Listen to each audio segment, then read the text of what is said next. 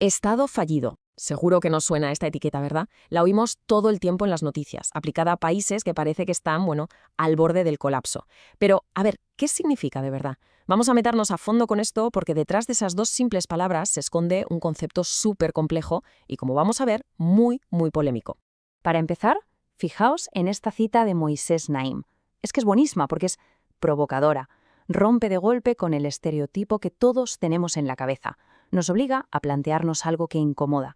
Si un país con la historia de Venezuela y sobre todo con su inmensa riqueza petrolera puede acabar en esta categoría, entonces, ¿qué demonios significa de verdad ser un Estado fallido? Y claro, esa pregunta nos lleva directos al meollo del asunto, a nuestro primer punto. La etiqueta en sí, Estado fallido, es un campo de minas. Esta es la pregunta del millón, literalmente. Y lo más curioso de todo es que si juntamos a 10 expertos, lo más probable es que nos den 10 respuestas distintas. La cuestión es, ¿por qué tanto lío? ¿Por qué es tan difícil ponerse de acuerdo? Pues en parte porque no hay un solo término.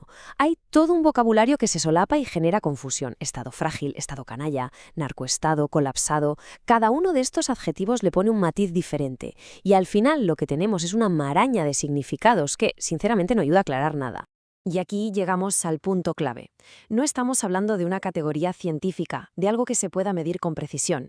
Es un concepto con una carga política brutal, que se usa muchas veces como arma arrojadiza. Porque claro, la pregunta de fondo es ¿quién tiene el poder de decidir qué estado es fallido y cuál no?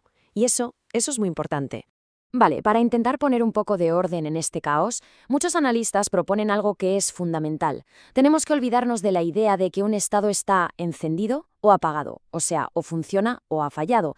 La realidad no es un interruptor, es más bien una escala de grises, un espectro de fragilidad. Y aquí es donde la cosa se pone interesante, con la distinción que hace Robert Rothberg. A ver, un estado débil, ojo, todavía funciona, aunque lo haga regular o mal. Sus instituciones siguen ahí, aunque sean corruptas. O sea, tiene margen de mejora, se puede recuperar.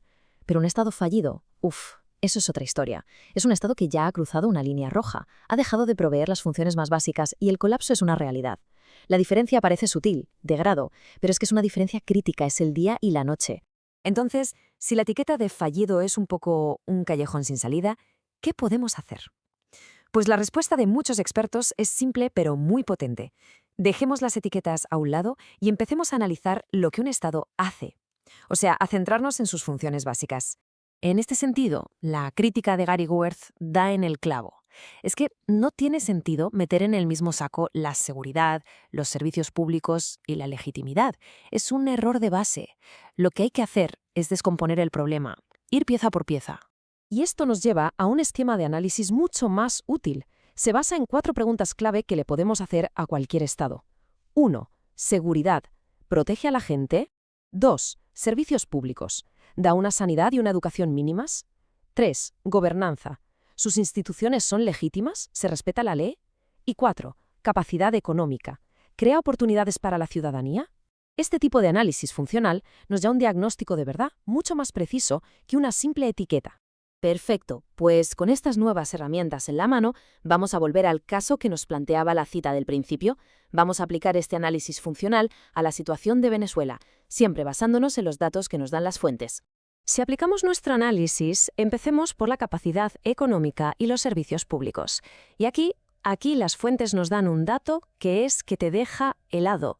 Para 2017, el 82% de la población vivía en la pobreza.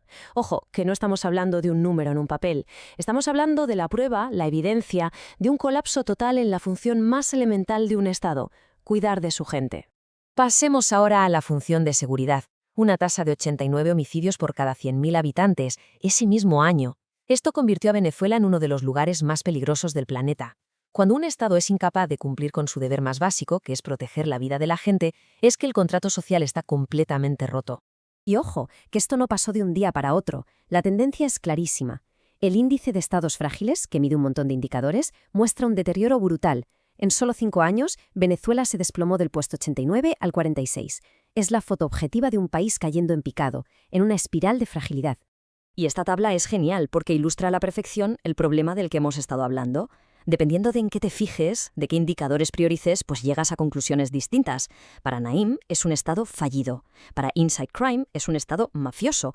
Para la gente de Fund for Peace es frágil. Y para otros, como Porcarelli, es muy frágil pero sin llegar al colapso total. Es alucinante. La misma realidad y 4 etiquetas diferentes. Bueno, y podríamos pensar que todo esto es un debate académico para politólogos, pero nada más lejos de la realidad. Entender por qué un estado se vuelve frágil tiene consecuencias muy, muy reales para todo el planeta. A ver, un estado que se desmorona no implosiona en el vacío. Se convierte en una especie de agujero negro que puede acabar siendo un nido de terroristas o de crimen organizado.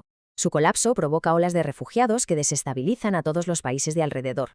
Y, por supuesto, causa crisis humanitarias que nos afectan a todos, da igual donde vivamos.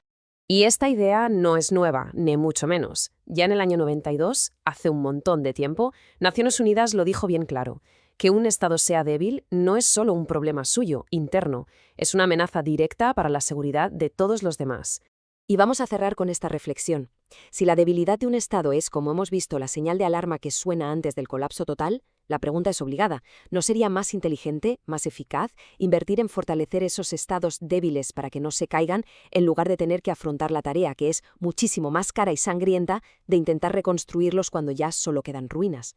La respuesta que demos a esa pregunta podría definir la seguridad mundial de este siglo. Ahí lo dejo.